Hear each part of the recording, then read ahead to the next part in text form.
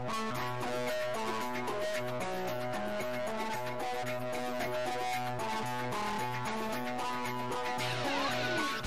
we're up to race number 2 now, the Never Blues Sprint over 1400 metres. And again, small fields, the order of the day here at Belmont Park on Saturday.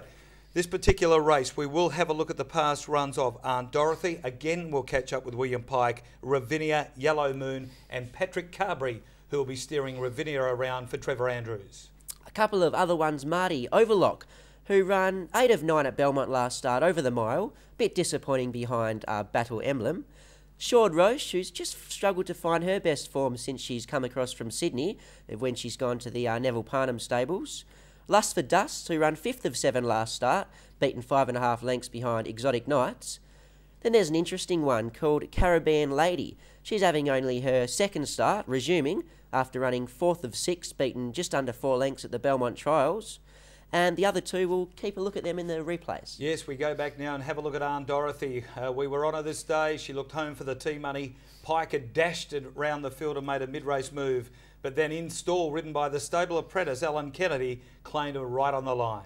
Sassy, who's following Aunt Dorothy around the bend, and she's now into the open, quickly on straightening her, although installed tried to close the gap on her. Aunt Dorothy down to the 250 is the leader. She's responding too. She leads in stall. Sharp and Sassy, Stir Pack can't go on. Installs coming at Aunt Dorothy now. It's install Aunt Dorothy together with 100 to go. Aunt Dorothy installed from Sharp and Sassy, then Roy Ken. Install grabbed the lead though close to home, and install desperately ridden just beat Aunt Dorothy. Third in Sharp and Sassy from Roy Ken. Glamour's on, Fiery Fly, then By How Fra. Well, here's William Pike talking about that particular race with Wes Cameron.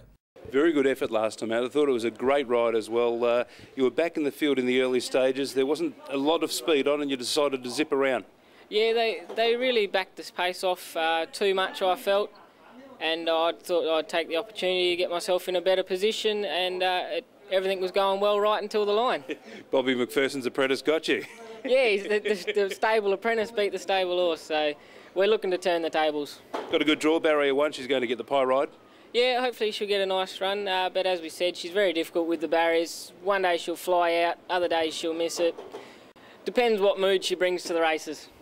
Now take a look at Ravinia. She ran 3rd last start. She's up there outside the leader with the white cap. High drama on the fence, and towards the tail is Kent River. They make the turn. Dante's Oak straightens in front at the 370 over Ravinia. Then 2.5 lengths into range. New Design behind those. Secret Enigma is struggling for the moment as Clayton now sits down to ride out Dante's Oak, holding Ravinia. Down the outside, Secret Enigma's now starting to get mobile. It's Dante's Oak, Secret Enigma. Dante's Oak, Secret Enigma lunging. Dante's Oak though clings on. Dante's Oak, a half length, Secret Enigma. Ravinia third. Wes Cameron caught up with Ravinia's rider Patrick Carberry during the week, and this is what he had to say. The first up run was very good under a big weight. Yeah, good under a big weight, and also quite a wet track and short distance. But the run on Saturday over 1400 certainly is probably a pet distance nowadays. Bumped into a couple of handy ones last time out, Dante's Oak, Secret Enigma. Yeah, they got big wraps on both those two horses. She fought it out hard to the line. The 1400, as I say, will suit, and she drops a fair amount in weight. She does look well placed, doesn't she, on the minimum, and a nice inside draw.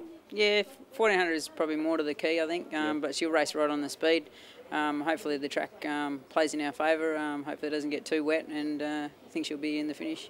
Yellow Moon finally broke through for a win last start. She's up there looming up outside the leaders with the lime green cap, out wide on the track.